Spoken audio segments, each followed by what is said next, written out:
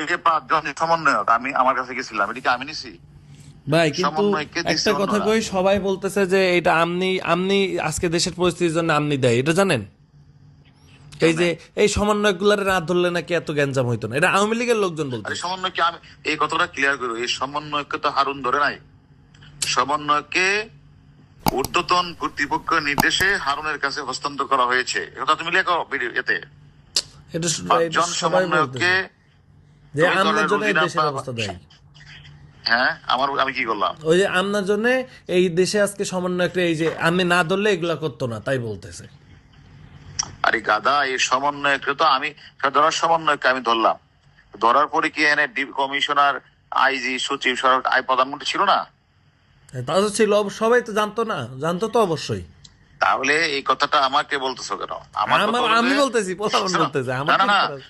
তুমি গ্যারান্টি লিখে দিও এই সমন্বয়ককে, মানে স্বরাষ্ট্রমন্ত্রী, লেখা এগুলি স্বরাষ্ট্রমন্ত্রী, সচিব, আইজি, এসবি চিফ সহ অন্যান্যরা, হুম। এবার লিখে দিও অন্যান্যরা সম্মিলিত সিদ্ধান্ত ক্রমে তাদেরকে ডিবির কাছে হস্তান্তর করা হয়েছে সেফটির জন্য।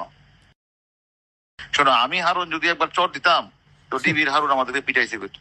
হ্যাঁ, আমি এদের সাথে ভালো ব্যবহার করছি, ওদের বাপ মাকে ডেকে না আমার লোক ভাত খাওয়াইছি, ওদের না ভাত খাওয়াইছি, ওদের বাপ মাকে ভাত খাওয়াইছি। অর্থাৎ মানুষ আশ্বস্ত হওয়ার জন্য যে দেখো ডিবির হারুন কত ভালো বিহেভ করতেছে, এটার জন্য, আর কিছু না। আমার উদ্দেশ্য তো এটা ছিল, যে আদেশটা দিছে আদেশটা পালন করছে। এবং কখনো কি 5 জন একবার বলছে বলো না যে হারুন গায়ে হাত দিছে, মানে এটা বলে মারছে এই করে যাচ্ছে? কখনো কি নুরু বলছে হারুন মারছে?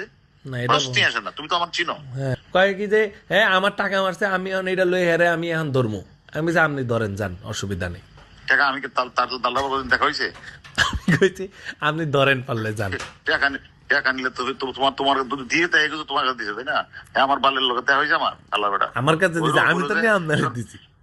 সেটা তো অন্য বিষয়ের কথা, ওর লোক আমার কোনো কথা হয়েছে? না, ওর সাথে কথা শোনো, হয় না।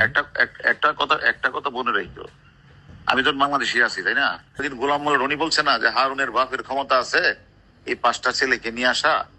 তোমার প্রতি আমার বিনীত অনুরোধ, তুমি তো অনেক জায়গায় কথা বলো, হুম, যে কথাগুলি হইলে এগুলি বললো, একটু পয়েন্ট দিও ঠিক আছে, পারলে, ঠিক আছে? আচ্ছা।